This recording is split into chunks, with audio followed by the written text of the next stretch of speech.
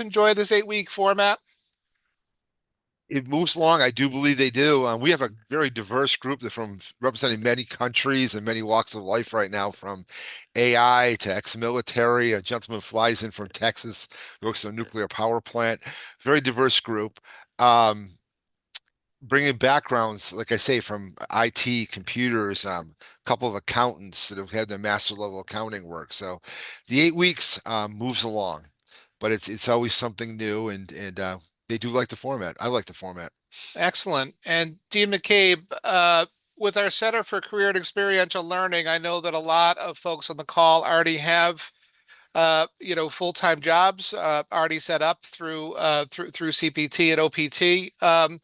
How does the CXL actually assist students in continuing to elevate their professional prospects?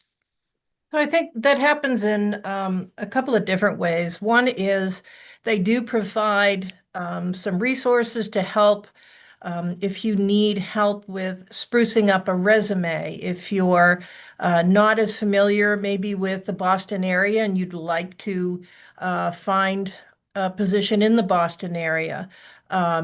They have virtual as well as on-campus workshops that are very helpful. They're building the kinds of partnerships that we know our graduate students need. And we've done a wonderful job in the past building up connections, partnerships. But what they're doing is paying attention, as Professor Fabrizio said, we have a very diverse group of students coming to us for this unique program. And we pay attention to the backgrounds. And what we do in partnership with our Center for um, Experiential Learning and Career, we work with them to say, hey, we have someone who's really interested in um, software engineering at a startup company in Boston. Well, if we do not have that partner, then we work and we find that and we will work with you. But it's a partnership with the student. It's a partnership with you that Ec- you come with, here's what I'm interested in, and doing some research, and then we support you in every way possible to make that happen. Excellent. So great individualized attention. I know, Dean McCabe, you've been gathering some feedback from our MBA students. Mhm. Again, you have 20 years of MBA sort of graduates to sort of survey their experiences. And what's the distinction? There's a lot of MBAs out there. What are you hearing about the Curry MBA? Well, I mean, just from last weekend, I was talking with some of the students, and um, some of the feedback um, that I was hearing was, if you want a program where you're a priority and you're not just sitting in a classroom, right? Curry's the choice, right? Um, these are um, a verbatim, right? This is what students said to me, is that they invested in me before I even stepped onto the Milton campus. And that level of personal commitment is what makes the program the best place to be. A couple of other comments I think are worthwhile to share. One was when I started looking for an MBA, I was just another number at some of the large universities. And I'd get automated emails and wait for days for a generic response to my urgent questions. But the moment I reached out to Curry, that changed. And all my questions about CPT and OPT were answered right away, and they took care of it immediately. So one more I'll share with you, because we're proud of this, is the personal attention wasn't just a marketing slogan. It was the reality of my experience. From the first phone call, Bill, Nancy, George, and the faculty asked me about my career goals and how this weekend MBA could help me achieve them. And we had one student, the last comment, I promise. He said, as a student flying to Boston from down south, I had some concerns about logistics. The team at Curry walked me through every detail from the application process to suggesting the best local spots to stay near campus. And it was a seamless executive retreat feeling rather than a commute. So I Excellent. think, yeah, we're very proud of this, and um, it's something that we're hearing more and more from our students. Right. So you really are joining an ecosystem with 160 corporate partners who we work with regularly. They're on campus several times a year. Our MBA students have access to that. In addition to that, really the two questions we often hear on campus are sort of what are you studying? And what are you going to do with that? Sort of what are your professional pursuits? So it's a very professional oriented from top to bottom, very professional oriented sort of culture.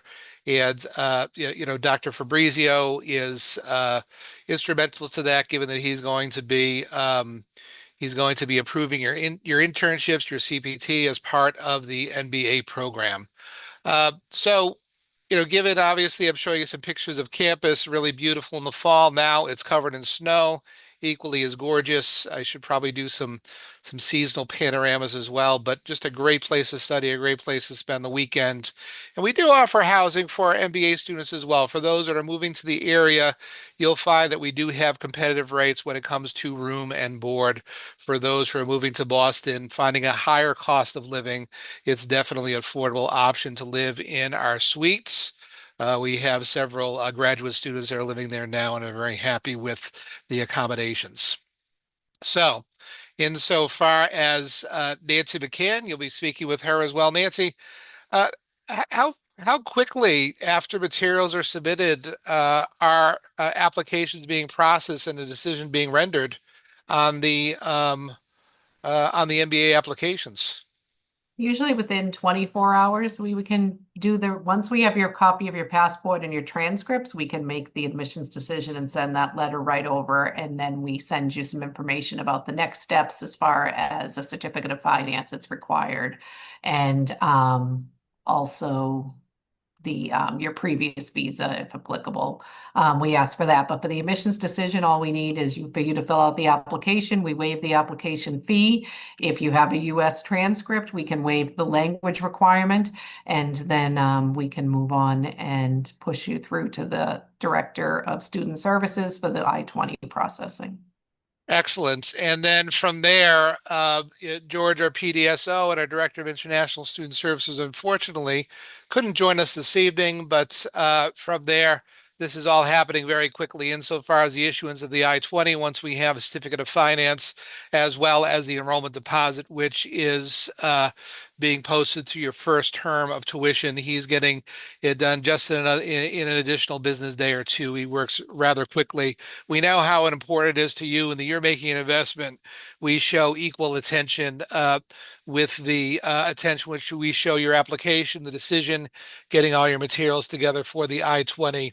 And then, of course, many students before they actually arrive for their first term, they're sitting with George virtually or on campus, and they're getting their CPT forms processed. Again, if you have all materials in place and you have an offer letter with the start and end dates, which you're getting renewed every semester, of course. Our Director of International Student Services, George, works very closely with Professor Fabrizio to make sure that you're getting your CPT in place rather quickly and in time for the start of term.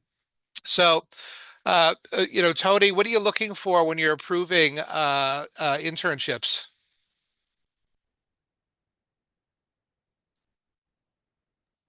The offer letter from the employer should have a start date, a finish date, hours per week, and a job description on it. It should be on company letterhead.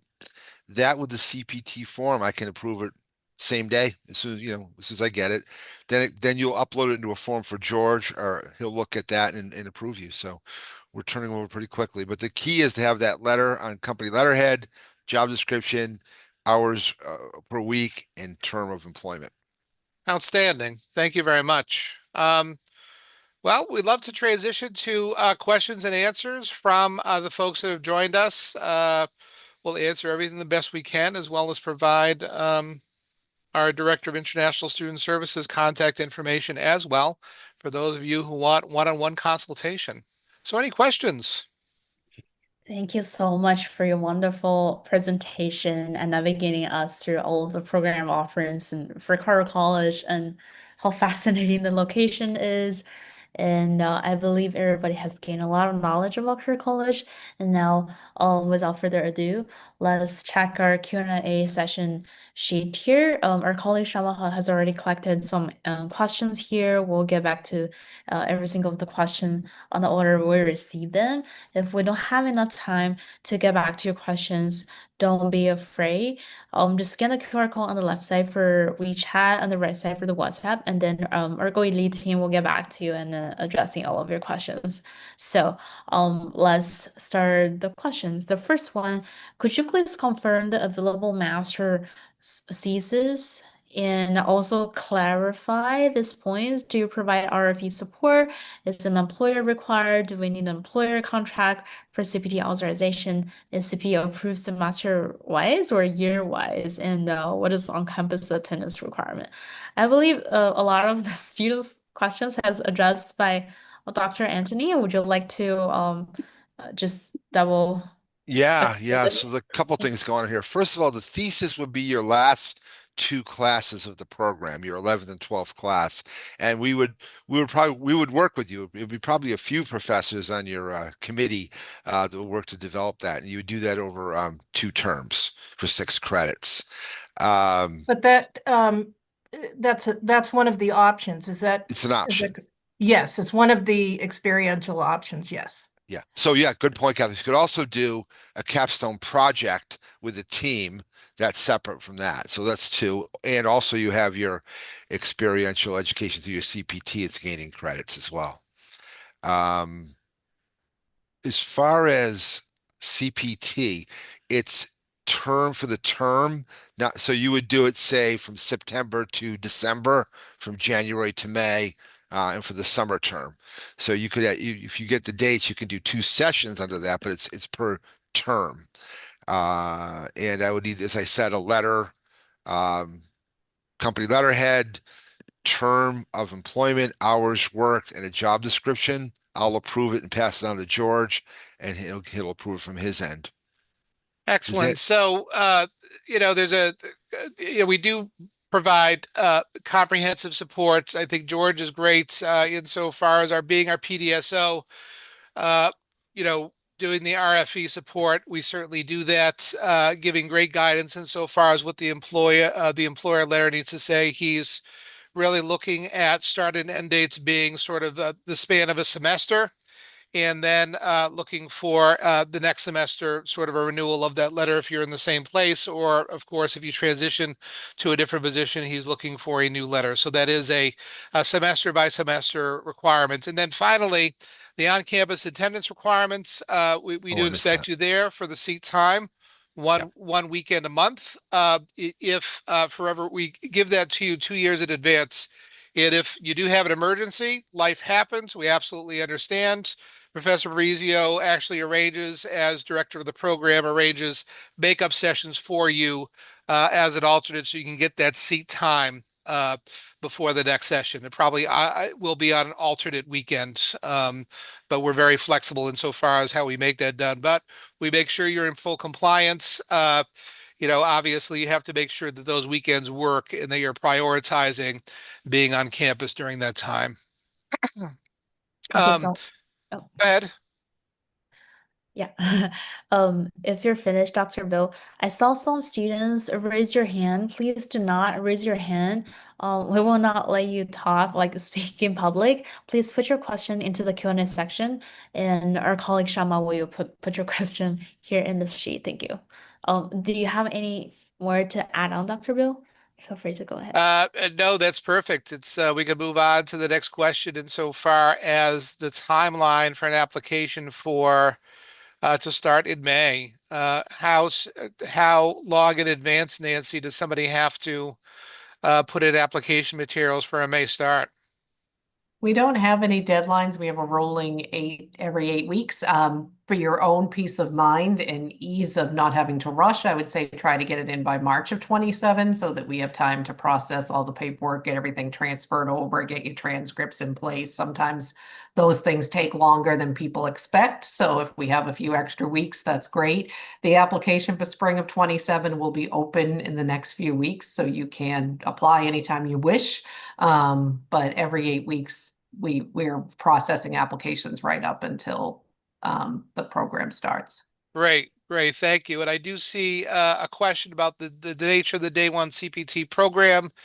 If you already are on an F1 visa and you've already been at least 2 semesters on an F1 and you're coming on a subsequent semester on your third, or multiple years already in country, you can start on your full-time job right away. And in fact, as part of your CPT, you could work the 40 hours a week or full-time CPT for the duration of 24 months during the program. So that's pretty common, I think, among the students in the most recent cohort we started. I would say that all of them are working full-time jobs as they're in the program.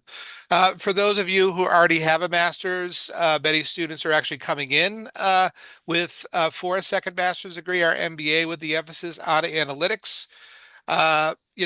Looking at the horizon here after that, by January 27, we will also have an MS in computer science available as well, with an emphasis on applied AI.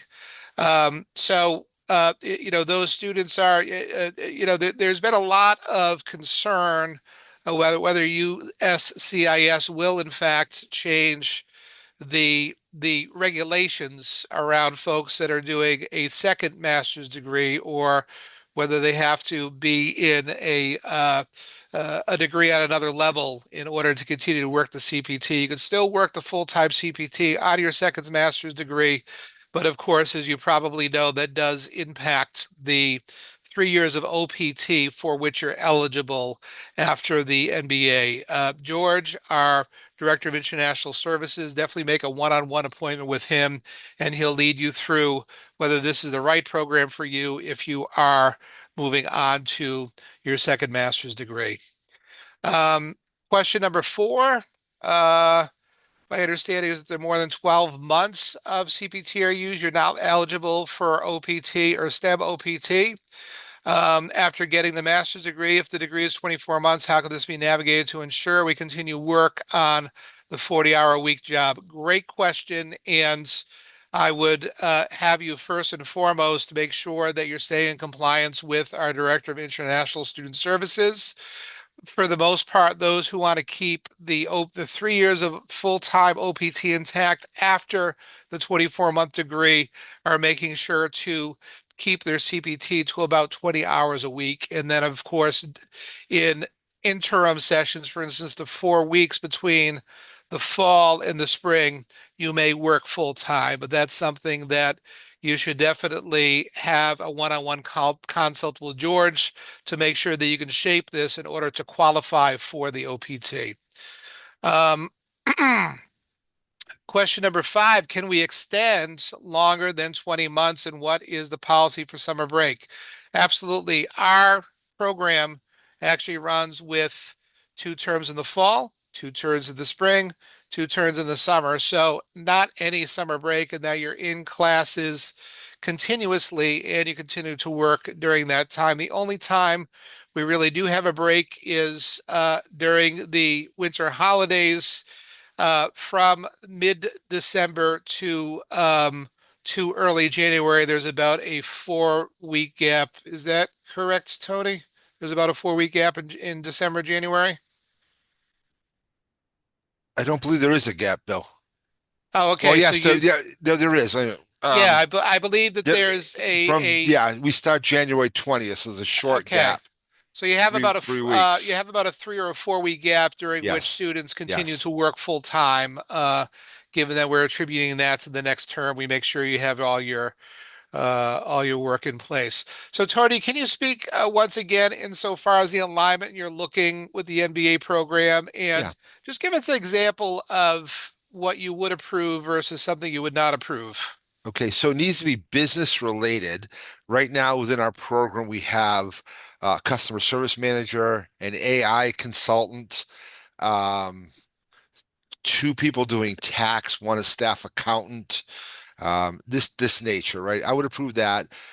Somebody that's coaching a team or working somewhere out in retail outside of the norm of we'll call it a management job, I would not approve. So it'd be something in the field of business, office work type of job. Okay, so working in the stock room of my uncle's store probably doesn't qualify. Correct. Correct. But Gross.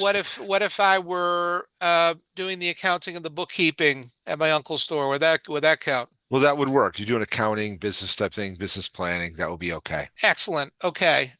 Great question about whether you need a current job. Not required.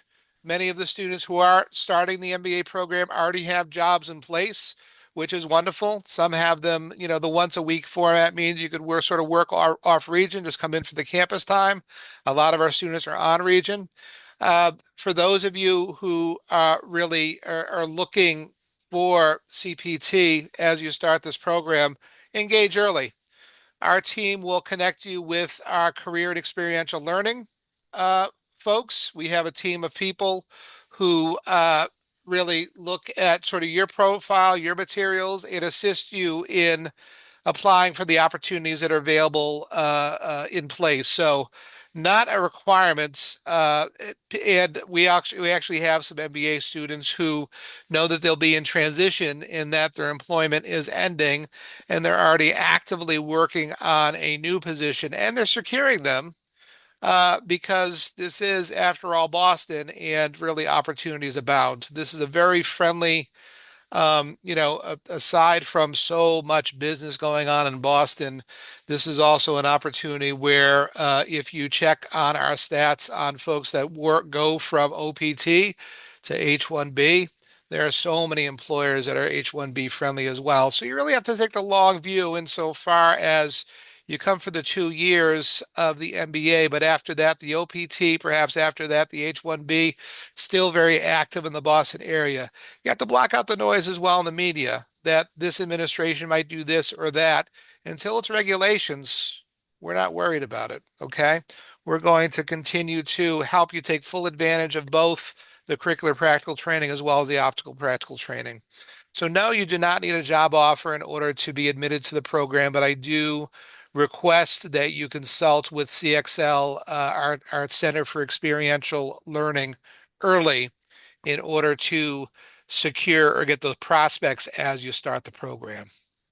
If you don't have the proof of funds available, is there any alternate solution, any pay stubs enough for financial documentation? Nancy, you probably know the most about this since you deal with it firsthand. You're still muted. There you go. Sorry, yeah, sorry. We need a bank statement with $30,225 in it to provide enough for living expenses and the first year's tuition. You can't use pay stubs because that would be earnings that you're going to accrue over time. So you need to have those funds in a available account that you would be able to draw on. Right. I noticed recently that you've had some employers write support Mhm. letters Oh, insofar as yes, their yeah. So sometimes people have other people that give them support and will fill out a sponsor letter and provide their bank statement. It doesn't have to be in your name. If you have funds available to you in someone else's name, you just have to they would have to fill out the sponsorship paperwork and provide us with their bank statement if that's easier. So, in some instances, I'm seeing that employers are vouching or in fact sort of sponsoring an effect and saying the funds are here and this candidate we're going to make sure they're financially covered and that works. Right. Okay, Right. good. Yes. But we Good. do have the option, Nancy, once the funds are, um, once the student shows, here's the available funds, but then there are payment plan options, correct? Yes, yes, yes. You don't have to use all those funds. You can create, yes, there are payment plan options every semester that you can sign up for to Mhm. pay a little bit. The tuition will come, it's just under $6,000 a semester right now. I mean, I don't know what the fees will be in the fall, but if they go up at all, it's very minimal. So you can spread that out over, I believe they do 4 and 5 month payment plans each Mhm. semester. Sure. So that's a one-time registration on Flywire, and then you basically pay on a monthly term. So many of the students who are working full-time will pay as they go. I'm really glad that you brought that up as well. Yeah. As for, Tony, I don't know if you have any knowledge of this. If an employer does not sign sort of the CPT form, is that an Right. issue?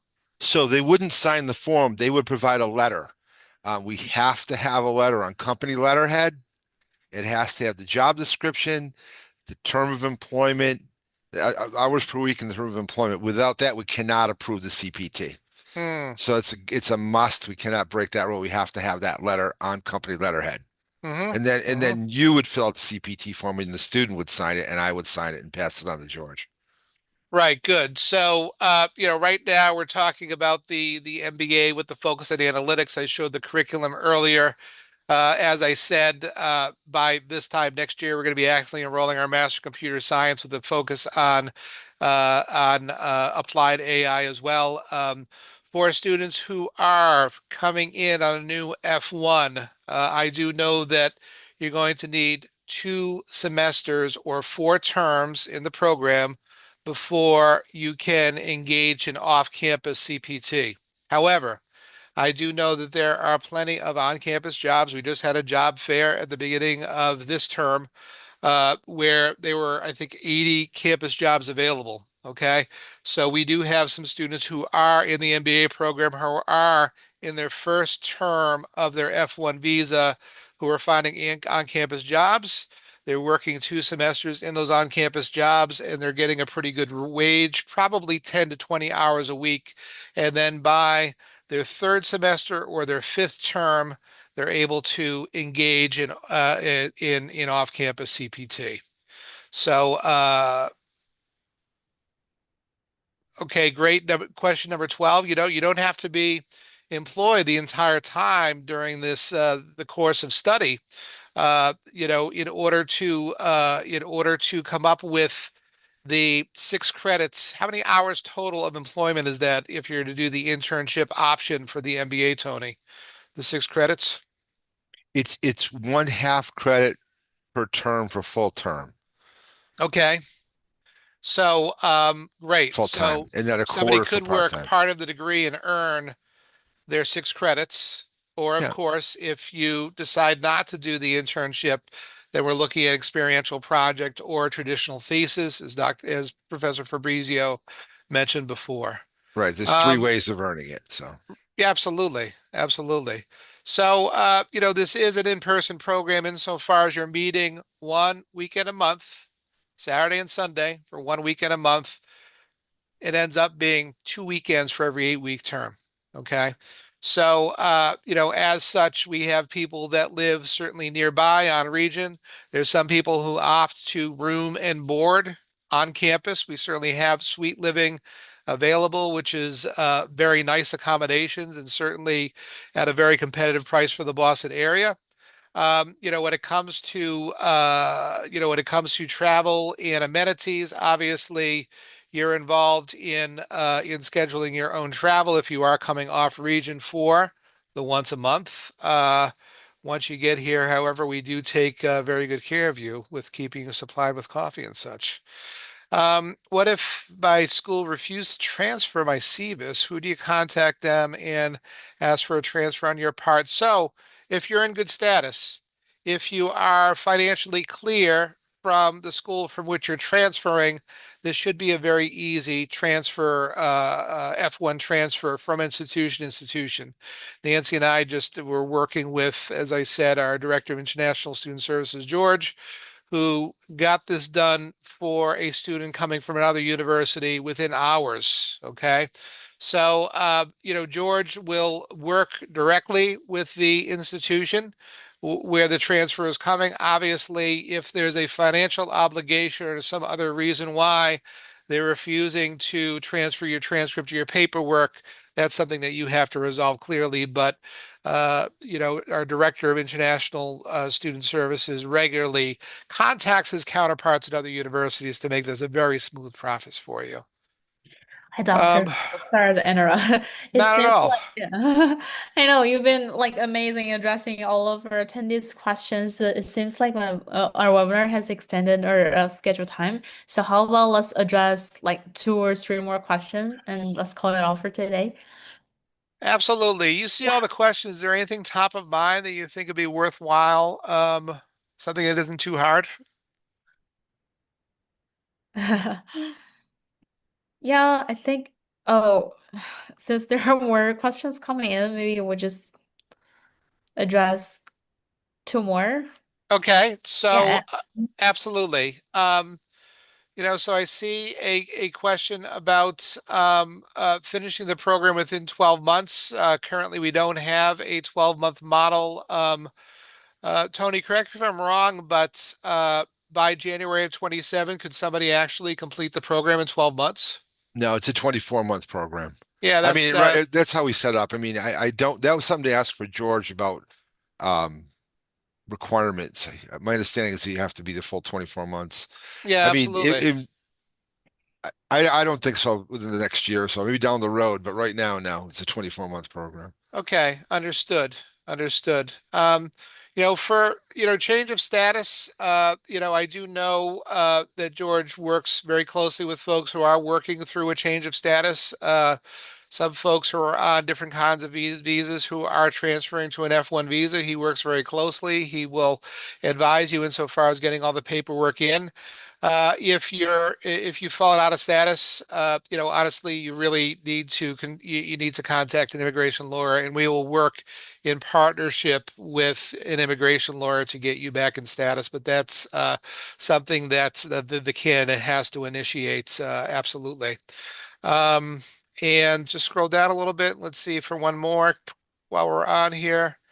Okay, so my STEM OPT expires in September, and I understand a second master's may not be allowed under the new rules. From what I understand is that you'll still be able to work the CPT, and I will verify that with our uh, our PDSO. You're absolutely right. The rules on OPT could very well change. Okay. Yeah, that's something which we're staying apprised to, but what all we could do is work with current state, which is you can get a second master's degree and you can in fact end up working full-time CPT while doing that, and you give up the OPT. If you do George would certainly advise you. George's contact information is right here, which is why I put it up, as well as scan with your phone, and you can start a one-on-one WhatsApp chat with us, and we'll answer any and all of your questions since we couldn't get to all of them this evening. So please scan, take a picture of the information, and get in touch. And we're more than happy to do one-on-one consultation. Absolutely. Thank you so much, Dr. Bill. You're more than Absolutely. amazing than ChatGPT, addressing all sorts of questions. And thank you for Career College amazing team on cohorting our webinar tonight. As we can tell, all the audience are very engaging tonight. I believe we're expecting more students coming in for a Career College application increase. Thank you everyone again for today's webinar. That will be end of the webinar, and I hope everybody have an amazing night. Thank Thank you.